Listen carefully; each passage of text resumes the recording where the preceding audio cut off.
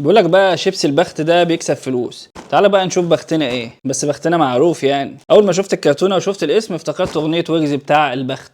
بلعب البخت سألتها ورفضتني، استغربتها امال فين هبتي. الكرتونه دي ب50 جنيه، فيها 10 اكياس، الكيس ب5 جنيه. نفتح بقى ونشوف بيكسب ايه.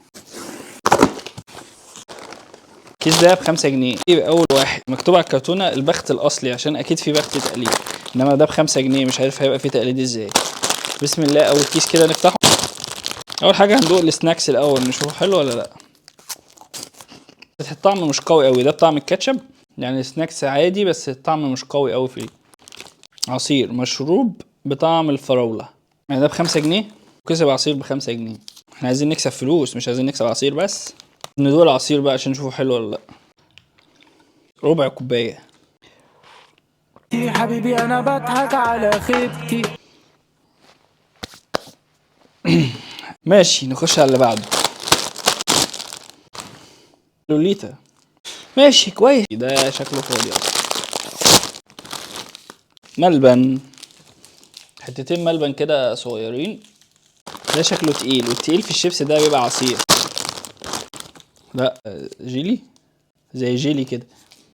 هنجرب واحدة منهم كده، قصينا واحدة منهم ونجربها. شغال. ده تقيل قوي. عصير، بس ده عصير تفاح، بس شكله انضف شوية من اللي قبل كده. عصير برضو، نفس العصير. لا احنا عايزين فلوس، مش هنقضيها عصاير، احنا عايزين فلوس. ده خفيف. ايه ده؟ ترند شعرية مقلية بطعم الكباب. ايه شعرية مقلية دي؟ طعمها عامل زي الاندومي كده. جيلي. لوليتا برضو. خش بقى على اخر واحد، وشكله هيبقى عصير برضو عشان حجمه تقيل اصلا. عصير برضو، بس عصير مختلف. انا مش عارف هما بيجيبوا العصاير دي منين.